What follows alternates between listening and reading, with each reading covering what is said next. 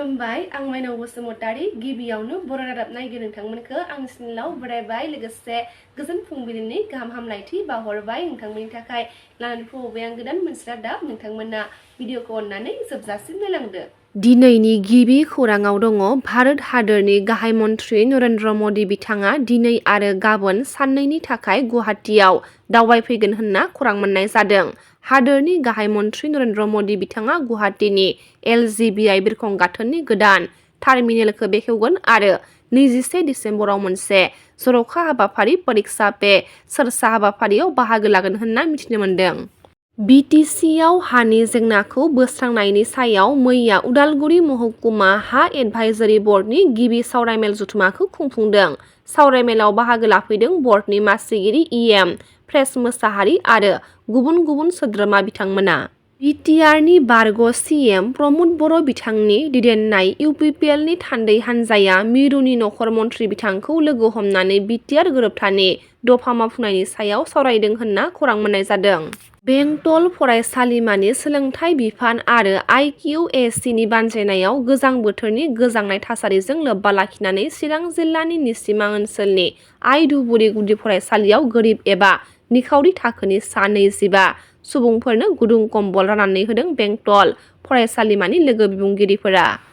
बिजनीनि जारिमिनारि बर' लावगाव थेंफाख्रि फोथाराव बर' थुनलाइ आफादनि बोसोरसालिया जथुमाखौ जानुवारि दाननि 9, 10 आरो 11 अक्ट'खालि सानथामनि हाबाफारिजों खुंफुंनाय जागोन होनना खौरां मोननाय जादों आरो बे जथुमायाव नेपाल, भुटान, त्रिपुरानि थान्दैफोरा बाहागो लाफैगोन होनना मिथिनो मोन्दों। चिरां क'क्राझाराव मेला खुंनायजों दानि देरफुनाय उन जोलैखौ फोजोबनायनि मोनसे षड़यन्त्र नामा बारग' EM रनजित बसुमतारी बिथाङा बेनि सायाव माखासे गोख्रों बाथ्राखौ फोरमायथिदों। चिरां क'क्राझाराव जाबायदि मेला बायदिसिनाया बारा जादों बे मेलाफोरनि गेजेरजों हाग्रामा महिलारि बिथाङा मा फोरमायनो नागिरदों जों बुंनो नागिरा सानाखै खिन्थु बिथाङा फकास खालामाबाबो जों मोनसे बाथ्राखौ स्पष्ट मोननो हादोंदि जोंनि देरफुनाय इयुन जोलैखौ फोजोबनायनि बियो मोनसे षड़यन्त्र नामा होननानै। मानो होनोब्ला जोंनि गेदेर गोलावफोरा गाव गावनि फिसाफोरखौ गुवाहाटी, दिल्ली, मुम्बाइ बायदिसिनायाव फरायहोनो हगारहरो खिन्थु जोंनि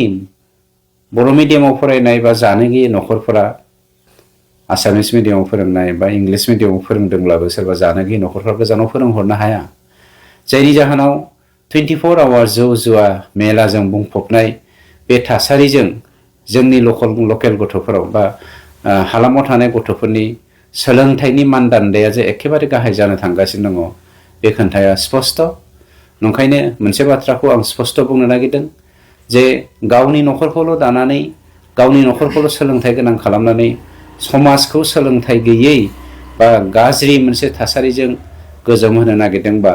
बा अमा गादिला होनो नागिरदोंबा बियो गाव गावनि आथिङाव रुवा फुनायनि अनगा जेबो नङा बा हान्थुआव दोननानै औवा दानस'नायनि बाथ्रासो जानानै फैदों। बेनिखायनो नोंथांमोननि मेडियानि गेजेरजों समाज दाफुंनायाव दासो गोरलै थासारि जानानै दङ बे 5 बोसोरनि BPF सरकारखौ बिथां हाग्रामा महिलारिनि दैदेननायाव जेन जोलैया नस्थ' जाया बेबायदि नोजोरजों सरकार दायो बेखौनो आं खावलायनाय थाबाय। BTC-नि बारग' चिफ प्रमद बर' बिथांनि मिशन एन्ड भिजननि खामानिया BTC-नि रां जानायनि थाखायसोमोन होनना हाग्रामा महिलारि बिथाङा खौरांगिरिफोरनि सोंथियाव फोरमायथिदों। प्रमद बर'र दिনত अकल आलु নহয় तार जिमान मिशन আছে गत्तै केलेंकारि जिमान मिशन पिक मिशन हक ग्रीन मिशन हक बड'फा लाइभली मिशन हक बा जिमान मिशन আছে सब बेकार এতিয়া আমি চাই আছো আৰু মিশনৰ থ্ৰুদি যিখিনি কাম কৰিব ওলাইছিল এইটো পইচা খাওয়ার পইচা কেনেকৈ ওলাব লাগে ইয়াৰে মিশন এইটো। তো আমি এতিয়া মিশন হেডত যিখিনি পইচা লুকাই পেলাই আছিল সেইটো গোটেই আমি চেক কৰি আছো আকলৈ তাৰমানে এই মিশনত পইচা সোমাই দিয়া মানে এইটো BTC একো পাত্তা নাপায়। এই মিশন ডাইৰেক্টৰে ডাইৰেক্ট কিবা কিবি দেখাই পেলাই পইচাটো ওলাই লৈ যায়। তো এইটো সেইটো আমি একো গম নাপাই এইকাৰণে আমি এতিয়া এই মিশনৰ দ্বাৰা আমি কাম নকৰিম। মিশনৰ যিমান একাউণ্ট আছে আমি ক্লজ কৰিবৰ কাৰণে অলৰেডি ডিচিশন হৈছে ডাইৰেকশ্যন দিছে অলৰেডি আহিছে কিছুমান মুঠতে মিছন মানে ফেইলাৰ মানে পইচা খাৱাৰ মিছনহে আছিল এইটো একো পাত্তা নাপায় যেনিবা কোটি কোটি টকা ব্যৱহাৰ কৰিছে সি মিছনৰ নামত এডুকেশ্যন কিবা মিছন কিবা ফিজিক মিছন কিবা গ্ৰীণ মিছন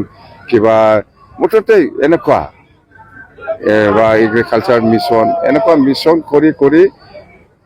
পইচাবিলাক এই মিছনৰ হেডত সি ডাইৰেক্ট ডাইভাৰ্ট কৰি পেলাই ৰাখিছে প্ৰত্যেকটা বেংকতে আছে এনেকুৱা একাউণ্ট আছে বহুত বেংকত আছে 10-12টা বেংকত একাউণ্ট আছে এই একাউণ্টত মিছন ডাইৰেক্টৰ সকলে পইচাটো থৈ ইয়াৰ পৰা ডাইৰেক্ট ওলাব পাৰে আমি বিটিছে একো পাত্তা নাপায় সেইকাৰণে আমি চৰকাৰ অহাৰ লগে লগে এইটো আমি ক্লজ কৰিছোঁ আৰু এতিয়া পইচাটো আস্তে আস্তে এই বেংকৰ পৰা আমি নিয়ম অনুযায়ী আমাৰ প্ৰিন্সিপাল VLA একাউণ্টত আমি আনি আছোঁ মুঠতে এতিয়াতো আপুনি একো ক'ব নোৱাৰে মিছনে কি কৰিছে কৰা নাই সেইটো অডিটত আহিব সেইটোতো আমাৰ সেইবিলাক ৰেছপন্সিবল আমি নল'ম মিছনে ক'ত কি কৰিছে কৰাৰ মুঠতে একদম ফেইলাৰ এই মিছনটো পইচাটো কেনেকৈ ওলাই পেলাই খাব লাগে ইয়াৰ কাৰণেহে মিছন আছে দেই থেংক ইউ उदालगुरि जिल्ला रौता बरजार आश्रम आयुष्मान आरोग्य मन्दिर देहा फाहामसालिनि मेडिकेल अफिसार प्रफुल्ल बाथरा बेरेखा खामानि मावनायनि अजद सान मेडिकेल फार्मासिनि बिगोमा मिथुन नार्जारि बिथां आरो रायजोफोरा बरजार आश्रम आयुष्मान आरोग्य मन्दिरनि देहा फाहामसालिनि मेडिकेल अफिसार प्रफुल्ल बाथरखौ देहा फाहामसालिनिफ्राय बोखारनानै गोदान लाबोनो खावलायहरदों। नोंथांमोनखौ बेयावनो लेंहरनाय जादों दि आहा मोनसे प्रब्लेम जागासिनो माने नैबेयाव आं बरजार आश्रम आरोग्य मन्दिराव मोखाङावनो मोनसे दखान होनानै आं फिसा बिजनेस सोलिनो होननानै आङो लाइसेन्स लानानै दखान खेवनानै थादोंमोन नाथाय बिनि जा सिकित्सा खालामग्रा मानसि बियो आंजों बिराद षड़यन्त्र खालामबाय थायो आंखौ होखारनो बुद्धि लाबाय थायो बियो मोनसे कम्पानि लानानै बियो नैबे मेडिसिनखौ सोलिगासिनो बे मेडिसिन लोगोसे नैबे बे मोननैखौ सोलिबाय थायो आरो मोनसे दंबायो बे आंनाव गैला माने बे मोननैखौ हरबा एक्सेप्ट खालामो बियो बाकी आरो नैबे बे मोननैखौ जि लिरदों बेखौ हरोबा कम्प'जिसन मथे लिरो आं हरदों नाथाय बे एक्सेप्ट खालामाखै बेयो गावनो कम्पानि एडजास्ट खालामनानै गावनि लिरनायखौ गावनो एडजास्ट खालामाखै माबा एक्सेप्ट खालामाखै उल्था आंखौसो बुंदों फार्मासिया रिक्स लाबासो आं बे बिजिखौ थुगोन होननानै बुङो बेखौ बिदि मोनथाय दं नामा बिस्रा सरकारि हस्पिटालनि सासे डक्टर जानानै गावनि लिरनाय गावनि जुदि लिरनायखौ जुदि फार्मासि सासेया जुदि रिक्स लानांगौबा होमबा बे डाक्टारनि मुल्य बेथ' जानो हाया जेब्लाबो आंनि साननायाव दा जाहाथे जोंनि गेदेर गोलावफ्रा बेखौ एक्सन लायो आं बेखौ बिथांमोननियाव निमाहा आरज गाबनाय थाबाय जाहाथे बेखौ एसे माबा मोनसे खालामो बिनिफ्राय जाहाथे ट्रेन्सफार खालामहरनो हानाय जुदि केपासिटि दंबा जोंनि दा जा मिनिस्टार जा चरण बर' सार आं बेनावबो अन्नानै आखाइ खबजबनानै निमाहा बियोदि जाहाथे बेखौ बिथांमोना बिदि जों जा षड़यन्त्र खालामबाय थादों जोंनि बर' हारिजों बेखौ जाहाथे बिनिफ्राय गोजानाव ट्रेन्सफार खालामहरनो आं बेखौ आरज गाबबाय लोगोसे बियो आंनियाव जा पेसेन्ट फैयो किसुमाननि पेसेन्टखौ बुङो मिथुनाव लायोबा डिलिभारिया सिजारिं खालामनांगोन बे एखे मेडिसिन नैबे ओमफ्राय मोनसे गेसा गैला किन्तु एसमिप्राजलानो आइरना बेखौ गावनो लिरो बेखौ पेसेन्टनि सिगाङाव बुङो सासे मुस्लिमनि सिगाङाव बुंदों बियो बे पेसेन्टआ जुदि मिथुनाव लायोबा सिजारिं खालामनांगोन किन्तु गावनि नैबे श्रेया मेडिकेलाव लायोबा नर्मेलाव हामगोन नैबिदि आंखौ बिदि फाननानै हरो आरो बे पेसेन्टनि सिगाङाव आरो गावनि नैबे सेलेनफोरखौ जुदि लाया गावनि लिरनायखौ पेसेन्टफोरनि सिगाङाव मा बुङो मेडिसिनखौ हरा बे हस्पिटालनिखौ किसुमान बहुत बे सिगाङावनो जाबाय आरो जितिया आङो बे हस्पिटालनि सासे जाय जों फार्मासिजों बियो षड़यन्त्र लोगो लानानै हेफाजाब खालामनानै बे बिजनेस सोलिगासिनो मोनसे कम्पानि लाबोनानै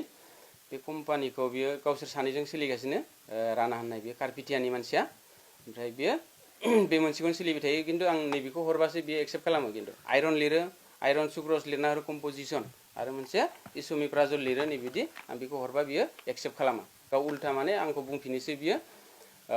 फार्मासिया जुदि रिक्स लायो अब्लासो आं सेलेन थुगोन बिजि थुगोन होननानै बुंनाय बे मैया थांनायाव 17 तारिखआव 17/12/2025 पेसेन्टनि सिगाङाव पेसेन्टआ उल्था आंनाव सोंनानै थांफिनबाय पेसेन्टआ सेलेनखौ लायासै दा आंखौ बिदिनो बायदिसिना बियो फान्दायबाय थानो नागिरो बेबायदि खालामबाय थायो आरो आंखौ बे हस्पिटाला जादों जोंनि आश्रम आरोग्य मन्दिर जोंना BTC नि गेजेराव थानाय आरो बियो डक्टरनि नामा जाबाय प्रफुल्ल पात्तर गावनो लिरनाय प्रेसक्रिपसनखौ गावनो उल्था खालामो गाव लिरो ओमफ्राय आं मेडिसिनखौ कुनु अल्टार खालामा गावनो आरो पेसेन्टखौ थिनहरफिनो जुदि फार्मासिया रिक्स लागोन अब्लासो आं थुगोन नैबिदि होननानै बुंदों बियो नैबे आइरनखौ जायखौ एक्सेप्ट खालामो बेहा कम्पानिजों लिंक दङ नैबे दखानि सासे फार्मासिजों आबेया लोब्बा गैयामोन खिन्थु बियो बिदि खालामबाय थानायखाय आं दा नैबे प्रेस मिटआव बेखौ होनाय जादों नङाबा आं होनाय नङामोन बियो आंजों बहुत खालामबाय थायो आं बेखौ धैर्य खालामनानै दङ आं लकेलबाबो मानो होनबा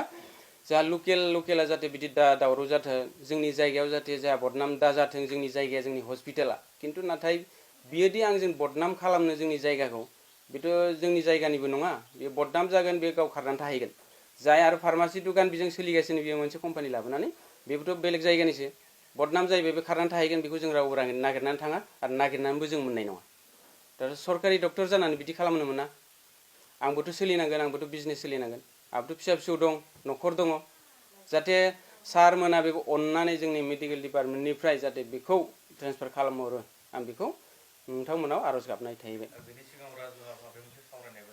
बिनि सिगाङाव आङो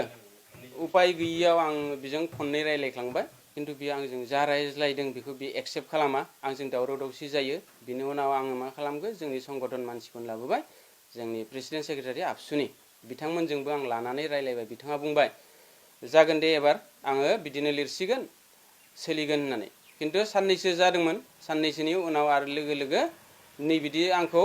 नैबिदि मोनसे फान्दायलायबाय आरो बियो बेबायदि लिरनानै गावनो लिरो गावनो आरो एक्सेप्ट खालामफिना आंथ' बेखौ मा खालामनो जागासिनो आरो दा उपाय गैयियाव आं बिदिनो लाइन लादों जाहाथे बेखौ आयेन मथे बिनिफ्राय